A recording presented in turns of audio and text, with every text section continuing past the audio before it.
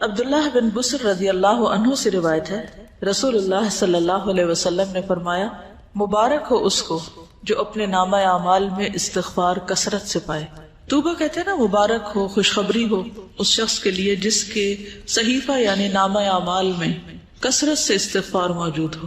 انسان چونکہ ہر دم غلطی کرتا رہتا ہے تو اس کو توبہ کرنی ہوتی ہے، اور توبہ کے لیے جو ایک فارمل طریقہ ہے وہ کیا ہے؟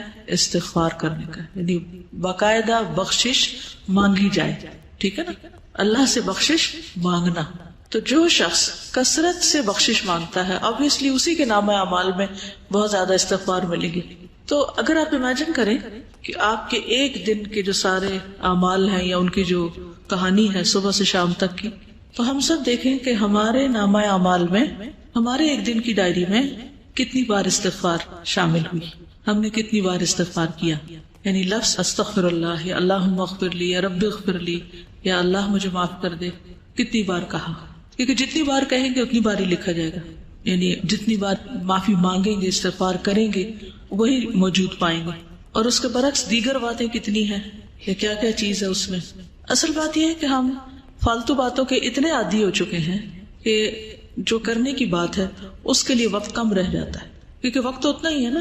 تو آپ چاہیں تو اس میں اچھی باتیں کر لیں، استغفار کر لیں، اللہ کا ذکر کر لیں، یا کسی کو فائدہ پہنچانے کا کوئی کام کر لیں، اور چاہیں تو ادھر ادھر کی اپنی کہانیاں سناتے ہوئے وقت گزار دیں، کیونکہ بولنا تو ہم نے ہے ہی، وہ تو ہماری فطرت میں کہ ہم نے بولنا ہے، اور صبح سویرے بولنا شروع کر دیں۔ ذکر کا جو وقت ہے، جس وقت ساری کائنات یا زمین آسمان کی ہر چیز ایک طرح سے ذکر میں مصروف ہوتی ہے، چڑیا پرندے ہر چیز چہچہا رہی ہوتی ہے، اور دراصل کیا کر رہے ہوتے ہیں؟ اللہ کی تسبیح ہی کر رہے ہوتے ہیں۔ تو ہم تو اس وقت بھی باز نہیں آتے باتیں کرنے سے، فالتو باتیں، تو باقی دن تو پھر ہے ہی باتوں کا۔ تو ہم سب کو اپنا محاسبہ کرنے کی ضرورت ہے، اور اپنے لیے ایک سوال لکھ کے رکھ سکتے ہیں کہ میں نے آج کتنی بار استغفار کی۔ نبی صلی اللہ علیہ وسلم کتنی بار کیا کرتے تھے؟ جی 70 سے 100 بار کیا کرتے تھے، اور وہ اللہ کے رسول تھے، اور ان کے اگلے پچھلے گناہ سب معاف کر دیے گئے تھے۔ اور ہمارا طرز عمل کیا ہے؟ وجہ یہ ہے کہ ہمیں اپنی غلطیوں کا احساس ہی نہیں ہے، کہ جب احساس ہوتا ہے، ایک تڑپ آتی ہے، ایک پریشانی ہوتی ہے، تو پھر ہی انسان اس کے ازالے کی کوشش کرتا ہے نا۔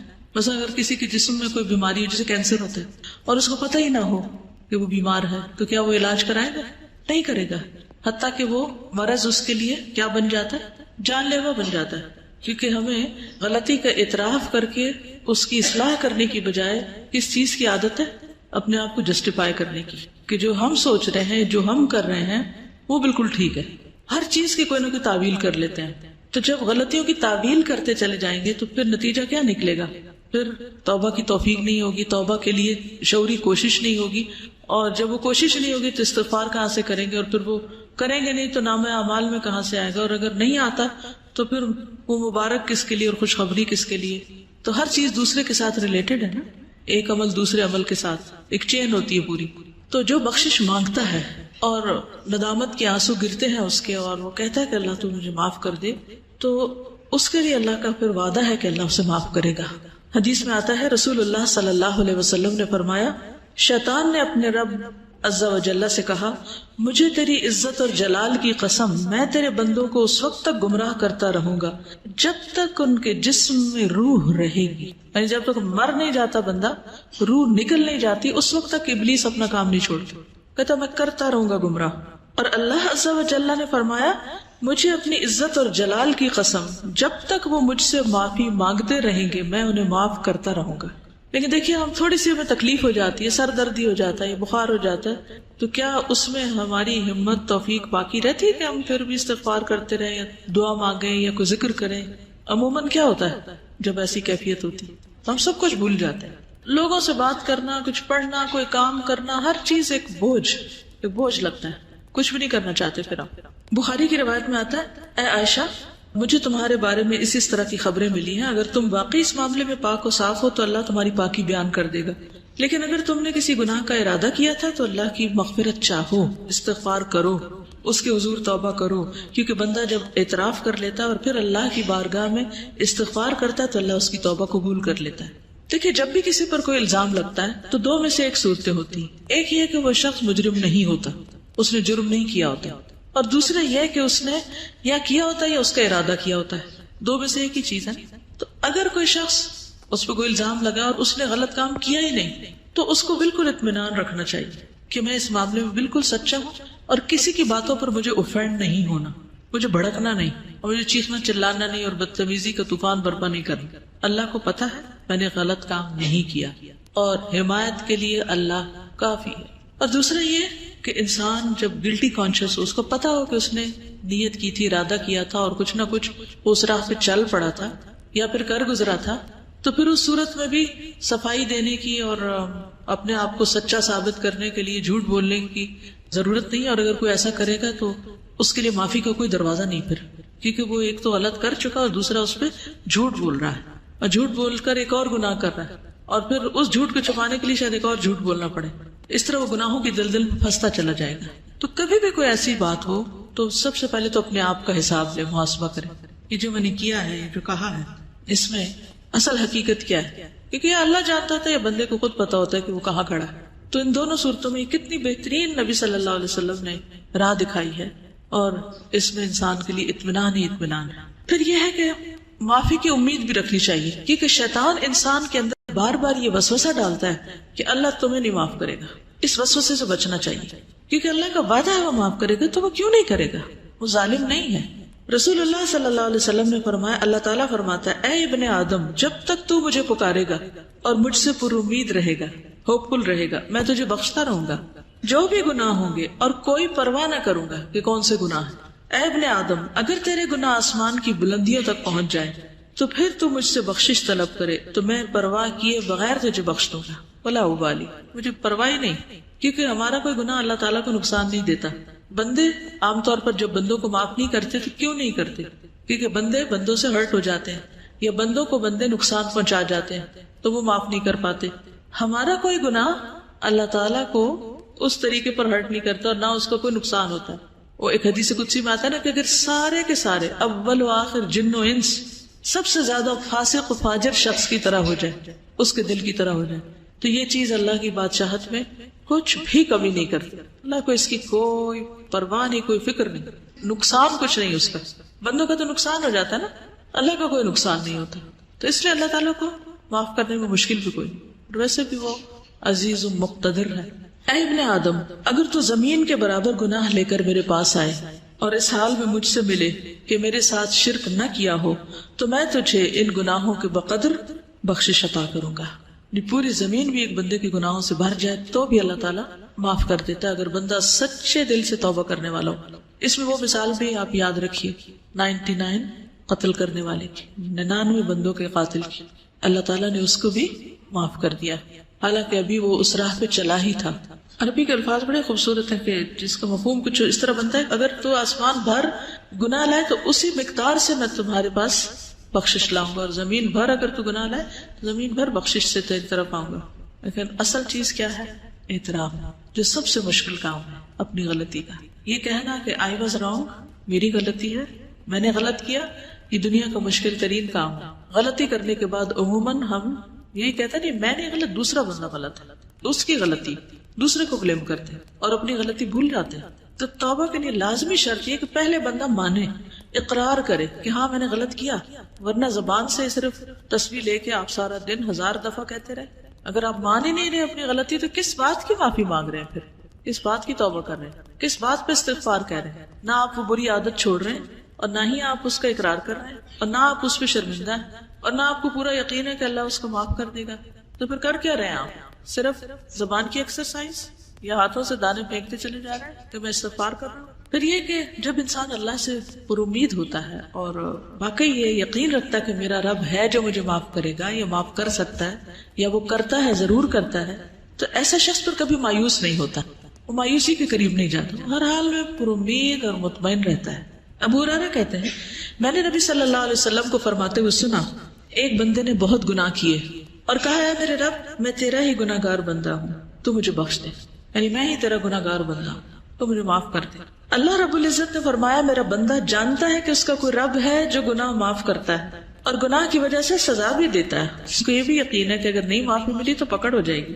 تو میں نے اپنے بندے کو بخش دیا، پھر بندہ رکا رہا جتنا اللہ نے چاہا، جتنی اللہ نے اس کو توفیق دی وہ گناہ سے رکا رہا، پھر اس نے گناہ کر لیا اور عرض کیا اے میرے رب میں نے پھر گناہ کر لیا، پھر غلطی ہو گئی، اسے بھی بخش دے۔ اللہ تعالیٰ نے فرمایا میرا بندہ جانتا ہے کہ اس کا کوئی رب ہے جو گناہ معاف کرتا ہے اور اس کے بدلے میں سزا بھی دیتا ہے، میں نے اپنے بندے کو بخش دیا۔ پھر جب تک اللہ نے چاہا بندہ گناہ سے رکا رہا، پھر اس نے گناہ کر لیا اور اللہ کے حضور عرض کیا اے میرے رب میں نے پھر گناہ کر لیا، تو مجھے بخش دے۔ اللہ تعالیٰ فرماتا ہے میرا بندہ جانتا ہے اس کا ایک رب ہے جو گناہ معاف کرتا ہے اور اس کی سزا بھی دیتا ہے، تو میں نے اپنے بندے کو 3 مرتبہ بخش دیا، بس اب جو چاہے عمل کرے۔ اس کا یہ مطلب نہیں جو چاہے اب گناہ کرے تو اب آئندہ کے لیے بھی اس کی بخشش ہوگی، مطلب یہ کہ جب بھی اس سے گناہ ہو تو دیر نہ کرے۔ وہ فارسی میں آتا نا 100 بار اگر توبہ شکستی باز آ، 100 بار بھی توبہ ٹوٹ جائے تو بھی باز آ جاؤ، پھر بھی پلٹ آؤ، پھر بھی لوٹ آؤ، کیونکہ وہ رب 100 بار توبہ کرنے والوں کو 100 بار معاف کر دیتا ہے۔ تو اس بات کا یقین کہ اللہ تعالیٰ معاف کر دے گا، اور یہ سراسر اس کے اپنے اختیار میں بھی ہے، یغفر لمن یشاء ویعذب من یشاء۔ رونا کس بات پہ آنا چاہیے کہ اللہ یہ سب تیرا فیصلہ ہوگا، اگر تو نے معاف نہ کیا تو میرے پاس تو کوئی اور دروازہ نہیں کہ میں وہاں جا کے معافی مانگوں، تجھے کو معاف کرنا ہے اور تو معاف کر دے۔ تو اس کے لیے تڑپنا بھی چاہیے، یعنی اس کو کھیل نہیں بنا لینا، چونکہ اللہ نے معاف کر دینا اس لیے گناہ کر لو اور کرتے چلے جاؤ۔ کیا پتا کہ توبہ کی توفیق بھی پھر ہوتی ہے یا نہیں، اس امید پہ گناہ نہیں کرنے چاہیے، ہمیشہ اعتراف کی روش پہ چلتے جانا چاہیے۔ نبی صلی اللہ علیہ وسلم نے لوگوں کو استغفار کی ترغیب بھی دلائی ہے متعدد بار۔ مثلا ایک بار آپ نے فرمایا قسم اس ذات کی جس کے قبضہ قدرت میں میری جان ہے، اگر تم گناہ نہ کرتے تو اللہ تعالیٰ تمہیں لے جاتا اور ایسے لوگوں کو لاتا جو گناہ کرتے پھر معافی مانگتے تو اللہ ان کو معاف کر دیتا، کیونکہ اللہ تعالیٰ کو معاف کرنا پسند ہے، انسانوں کو معاف کرنا پسند نہیں، انسان معاف کرنا پسند نہیں کرتے، لیکن اللہ تعالیٰ معاف کرنے سے محبت رکھتا ہے، وہ معاف کرنا چاہتا ہے۔ شرط یہ ہے کہ کوئی شخص واقعی پھر معافی مانگے۔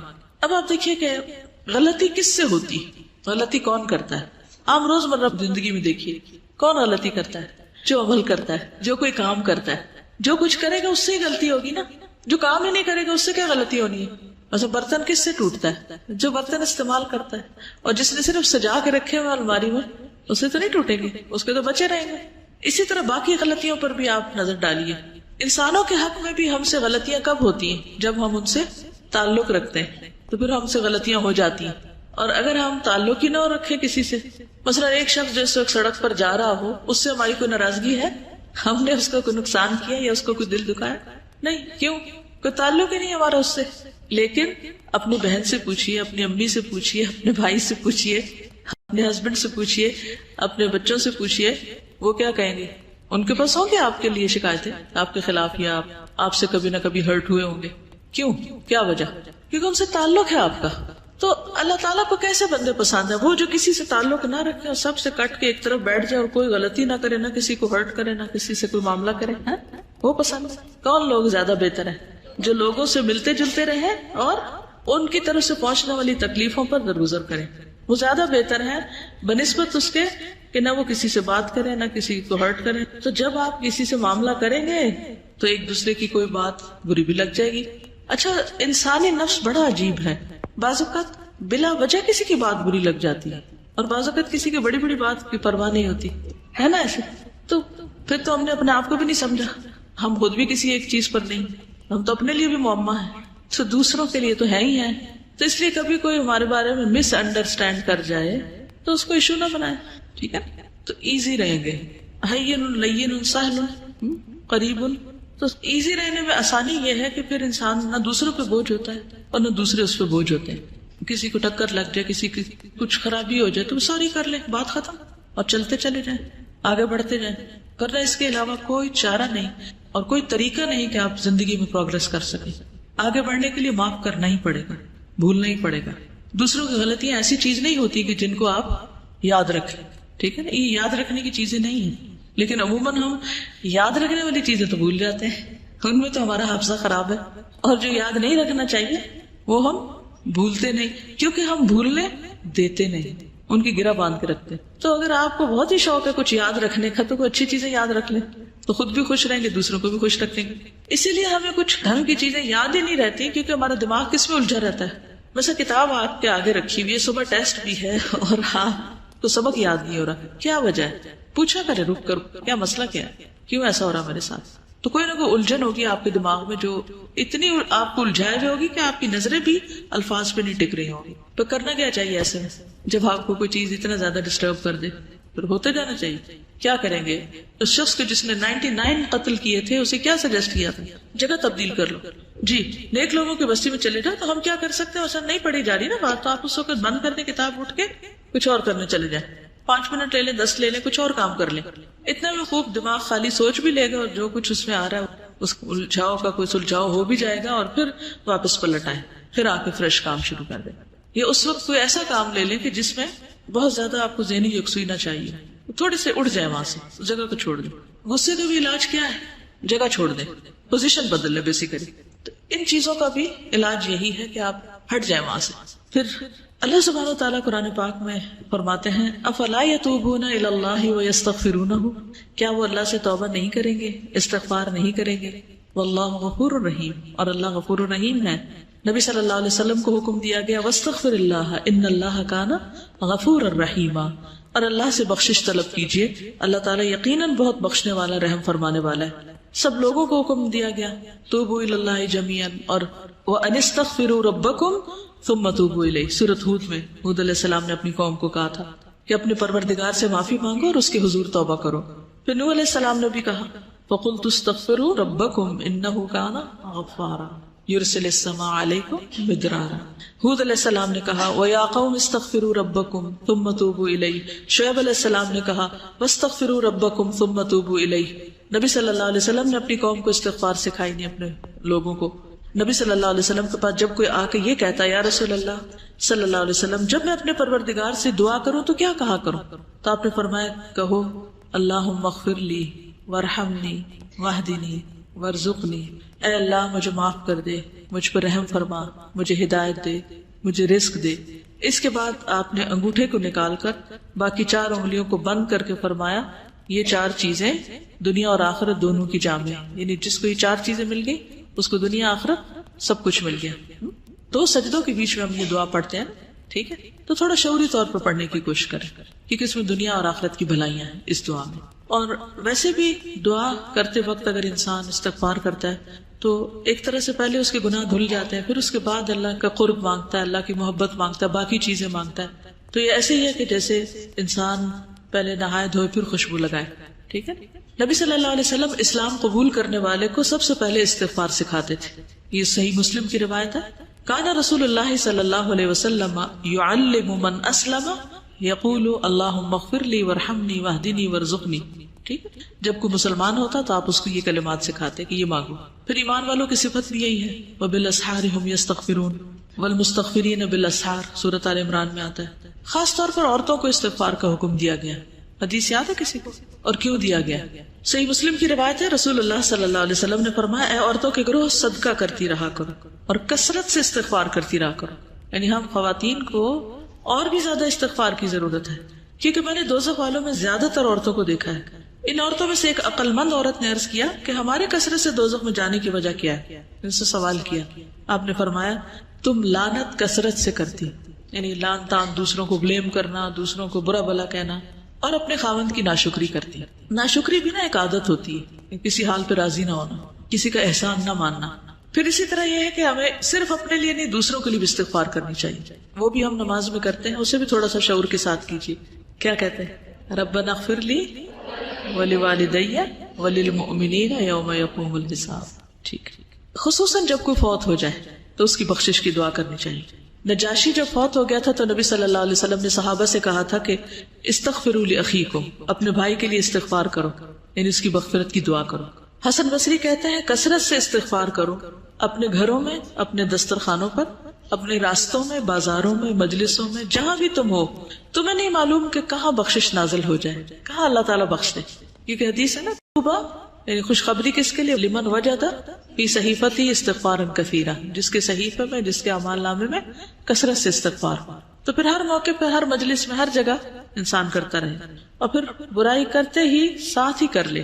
لیکن صرف برائی کرتے ہی نہیں، نیکی کے بعد بھی، نیکی کا کام کر کے بھی. کیوں؟ وہ کیوں؟ جیسے نماز کے بعد ہم سلام پھیرتے ہیں نا تو سب سے پہلے کیا کرتے ہیں؟ اللہ اکبر، استغفر اللہ. واہ، کیوں؟ آپ نماز کے اندر بھی غلطیاں ہوتی ہیں، نماز کا حق ہی ادا نہیں کرتے اور شابش نیک کام کرتے ہوئے ہو سکتا نیت میں کوئی خرابی ہوگی، اور تکبر سے بھی بچتا ہے انسان کہ ہم اس کا حق ادا نہیں کر پائے، یا اللہ تو معاف کر دے، ہمیں جو کرنا چاہیے وہ ہم نے نہیں کیا. اس سے ایروگنس نہیں آئے گی کہ ہم نے بہت کچھ کر لیا، جو کرنا چاہیے تھا وہ کر نہیں پائے. ما عبدناک حق عبادتک، فرشتے کہیں گے نا. اور حقیقت بھی یہی ہے نا، ہم میں سے کون سیٹسفائیڈ اپنے کاموں سے کہ میں تو بہت اچھے کر رہا ہوں. یہ دھڑکا لگا رہتا ہے کہ کل جب کھلے گا اعمال نامہ تو پتہ نہیں کون سا کام کس کوالٹی کا نکلے گا اس میں سے. اول تو نیکیاں کرتے ہی کام ہے، جو کر لیتے ہیں ان کو خراب بہت زیادہ کر دیتے ہیں، مختلف چیزوں سے ان کو ستیہ ناش بھی کرتے ہیں یا ان کی شکل بگاڑ دیتے. تھوڑا سا کام کر لیتے ہیں تو بس چین نہیں پاتے جب تک لوگوں کو بتا نہ بیٹھے کہ یہ میں نے کیا تھا. یہ جیسے ابھی بات یہ تھی نا کہ اگر کوئی بات کر رہا ہوں تو میں تو پہلے سے ہی کرتا ہوں، مجھے تو پہلے ہی پتا ہے، یہ تو میں پہلے سے جانتا ہی ہوں، یہ تو مجھے آتی ہے، یہ میں نے تو کیا تھا. عموماً کیا جملے ہوتے ہیں، کیا اللہ تعالیٰ نہیں دیکھ رہا اس وقت کہ ہمیں اصل شوق کس بات کا ہے، اصل شوق کس چیز کا ہے، اور کیا محرک ہے، کس جذبے سے لگے ہوئے ہیں. تو اس لیے اس پہ بھی بہت راضی ہو جانے کی ضرورت نہیں. کوئی بھی چاہے صدقہ خیرات کرے، کچھ بھی کام کرے، کوئی بھی تو ڈرتے ہوئے. والذین یؤتون ما آتوا وقلوبهم وجلة. تو اہل ایمان تو وہ ہوتے ہیں کہ جو کرتے ہیں اور ان کے دل ڈر رہے ہوتے ہیں، نیکی کرتے ہوئے ڈر رہے ہوتے ہیں کہ پتہ نہیں کس کوالٹی کی ہے. یہ سال میں سب سے زیادہ بخشش کب ہوتی؟ رمضان کے علاوہ یوم عرفہ. عرفہ کے دن سب سے زیادہ لوگوں کی معافی ہوتی ہے، اور شیطان اپنے سر میں مٹی ڈالتا ہے، روتا ہے، چیختا ہے، چلاتا ہے. آپ کو پتا ہے کہ عرفات سے واپس آنے کے بعد کیا کرنے کو کہا گیا؟ آیت پڑھے، ثم افیدوا واستغفروا اللہ. اس وقت بھی کیا کرو جب عرفات سے لوٹ رہے ہو تو یہ نہ کہو بس اب تو سب معاف ہو گیا، میں آرام کی نیند سو جا کے. پھر بھی واپسی پہ ذکر کیا ہونا چاہیے؟ اس وقت بھی کیا کہتے رہو، کیونکہ یہ بہت بڑی مشکل ہے کہ نیکی کرتے ہی ساتھ ہی شیطان اندر آ جاتا ہے اور وہ انسان کو نا بھلا دیتا ہے. تم نے تو کارنامہ کر لیا، تم نے تو بہت بڑا تیر مارا، اور پھر اتنی کہانیاں سناتے ہیں، یوں ہم نے عرفات میں کیا، ایسے ہم نے کیا، ایسے. ثم افیدوا من حیث افاض الناس واستغفروا اللہ ان اللہ غفور رحیم. اگر کوئی بھی نیک عمل کر کے یہ احساس باقی رہے تو پھر تکبر کا سوال ہی نہ ہے کہ انسان نیکیوں پہ کوئی اپنے آپ کو بڑی چیز سمجھنے لگے. ابراہیم علیہ السلام نے بھی دعا مانگی تھی اپنے لیے، والذی اطمع ان یغفر لی خطیئتی یوم الدین. مجھے امید ہے کہ وہ میری خطائیں معاف کر دے گا قیامت کے دن. حالانکہ وہ ابو الانبیاء ہیں، خلیل اللہ ہیں. موسیٰ علیہ السلام نے کیا کہا؟ قال رب انی ظلمت نفسی فاغفر لی فغفر له. یونس علیہ السلام نے لا الہ الا انت سبحانک انی کنت من الظالمین. داؤد علیہ السلام نے کیا کیا؟ وظن داؤد انما فتناہ فاستغفر ربہ وخر راکعا واناب. اللہ کے جتنے بھی نیک بندے ہیں اور بڑے بڑے نیک کام کرنے والے ہیں، ان سے کہیں کوئی بھول چوک ہوئی تو فوراً پلٹے اللہ کی طرف، اور اللہ نے ان کو معاف کر دیا. خود آدم علیہ السلام نے کیا کہا تھا؟ ربنا ظلمنا انفسنا وان لم تغفر لنا وترحمنا لنکونن من الخاسرین. نبی صلی اللہ علیہ وسلم کی زندگی میں تو خیر کثرت سے ایسی دعائیں ملتی ہیں. آج جب میں آ رہی تھی تو میں دل چاہ رہا تھا کہ کلاس میں جتنی بھی آپ کی مثلاً اس کتاب میں دعائیں ہیں قرآنی یا مسنون، سب کو اگر آپ مارک کر لیں کہ کتنی کثرت سے استغفار کا یا رب اغفر لی کا یا اغفر لنا کا یا فاغفر لی کا لفظ آیا ہے، تو اگر ان کو جمع کریں تو حیرت ہوتی ہے کہ اتنی زیادہ دعاؤں میں بس معافی ہی مانگی گئی ہے. کیونکہ انسان کی اگر معافی ہو جائے تو باقی سب چیزیں تو خود ہی ٹھیک ہو جائیں گی. عمران بن حسین کہتے ہیں کہ نبی صلی اللہ علیہ وسلم کی اکثر دعا یہ ہوتی تھی، اللہم اغفر لی ما اخطأت وما تعمدت وما اسررت وما اعلنت وما جہلت وما تعمدت. اے اللہ میرے ان گناہوں کو معاف فرما جو میں نے غلطی سے کیے یا جان بوجھ کے کیے، چھپ کر کیے، اعلانیہ طور پر کیے، نادانی میں کیے یا جانتے بوجھتے ہوئے کیے. یعنی گناہوں کی بھی قسمیں ہیں نا، کوئی کسی طرح ہو جاتا ہے، کوئی کسی طرح، کوئی کسی طرح. پھر سونے سے پہلے نبی صلی اللہ علیہ وسلم جب بستر پر جاتے، حدیث میں آتا ہے جب آپ تشریف لاتے تو جب لیٹتے، اذا اخذ مضجعه من الليل فقال بسم الله ودعت جنبي اللهم اغفر لي ذنبي واخسأ شیطانی وفک رہانی واجعل لي في الندی الاعلی. اے اللہ تو میرے گناہ بخش دے، میرے شیطان کو ذلیل کر، میری قید کو کھول دے، اور مجھے اعلیٰ و عرفہ مجلس کا ہم نشین کر دے. اعلیٰ و عرفہ مجلس کون سی ہے؟ فرشتے، صالحین وغیرہ. پھر اسی طرح رات میں کسی بھی وقت آپ کی آنکھ کھلتی تو اس وقت بھی دعا کرتے. پھر جب تہجد پڑھتے تو سجدے میں پڑھتے رب اغفر لی ما اسررت وما اعلنت، اللہ میرے پوشیدہ اور ظاہر تمام گناہ معاف کر دے. بیت الخلاء سے واپس باہر آنے پر غفرانک، مسجد سے نکلنے پر. اب آپ دیکھیے کہ مسجد سے نکلنے پر انسان کیا سوچتا ہے، نیک کام کر کے نکلا ہوں، لیکن آپ کی دعا کیا تھی؟ بسم اللہ والصلاۃ والسلام علی رسول اللہ رب اغفر لی وافتح لی ابواب رحمتک. جب نکلتے تھے تو ساتھ ہی بھی پڑھتے. پھر اسی طرح نماز کی جو استفتاح کی دعائیں ہیں ان میں سے بھی ایک دعا ایسی ہے جس میں استغفار آتا ہے. رکوع سجدے میں تو خیر ہے ہی. آتی ہے کسی کو رکوع سجدے کی دعا؟ کیا ہے؟ سبحانک اللہم ربنا وبحمدک اللہم اغفر لی. ٹھیک ہے، آپ سجدے میں یہ دعا بھی پڑھتے تھے، اللہم اغفر لی ذنبی کلہ دقہ وجلہ واولہ وآخرہ وعلانیتہ وسرہ. پھر دو سجدوں کے بیچ میں ایک تھا نا اللہم اغفر لی ورحمنی، دوسری یہ بھی تھی رب اغفر لی. یعنی وہ پڑھنے کے بعد اگر آپ یہ بھی ایڈ کرنا چاہیں تو کر سکتے ہیں. کیونکہ اس دفعہ رمضان میں جب کافی دیر بیٹھے رہتے تھے تو میں سوچتی کہ اچھا 3 دفعہ شاید یہ دعا پڑھ لیں، 5 دفعہ پڑھ لیں، اس کے علاوہ کیا ہوگا، یعنی اور کیا ہوگا جو یہاں پڑھا جا سکتا ہے. تو نبی صلی اللہ علیہ وسلم کثرت سے رب اغفر لی پڑھتے تھے. پھر اسی طرح تشہد میں پھر سلام پھیرنے کے بعد بھی حضرت علی کہتے ہیں کہ رسول اللہ صلی اللہ علیہ وسلم جب نماز سے سلام پھیرتے تو فرماتے اللہم اغفر لی ما قدمت وما اخرت وما اسررت وما اعلنت وما اسرفت وما انت اعلم به منی انت المقدم وانت المؤخر لا الہ الا انت. پھر اسی طرح دن میں چلتے پھرتے کثرت سے آپ استغفار کرتے تھے، 70 سے 100 بار استغفار کرتے. ایک مجلس میں صحابہ کہتے ہیں ہم گنتے تھے تو آپ یعنی 70 بار استغفار کر لیتے تھے ایک مجلس میں. اگر 70 دفعہ استغفار کریں تو باقی باتیں کتنی ہوں گی، اور ہماری مجلس میں کتنی دفعہ استغفار ہوتا ہے. آخر میں بھی کر لیں تو بڑی خوش قسمتی کی یاد رہے کہ اختتام مجلس ہی کی دعا پڑھ لیں. مجلس سے آپ کیا مراد لیتے؟ جیسے یہ درس کلاس ہے یا کچھ اور؟ مثلا کون سی مجلس؟ کوئی بھی گیدرنگ، فرینڈس کی گیدرنگ، فیملی گیدرنگ، شادی کے موقع پر، پارٹی میں، گھر میں، اپنے روم میں، ٹیلی فون پہ، ہاں کوئی بھی گروپ ورک جب کر رہے ہوتے ہیں. اصل میں ہم کہتے تھے ہم سنت کے بڑے پیروکار ہیں، لیکن حقیقت میں روح نہیں پائی ہم نے کہ ہمارے اندر بھی وہ کچھ چیزیں آ جائیں. پھر ہم یہ کہتے نہیں وہ تو نبی صلی اللہ علیہ وسلم کے لیے خاص تھی. ٹھیک ہے، آپ سے بڑھ کر کسی نے کوئی بڑا کام نہیں کیا.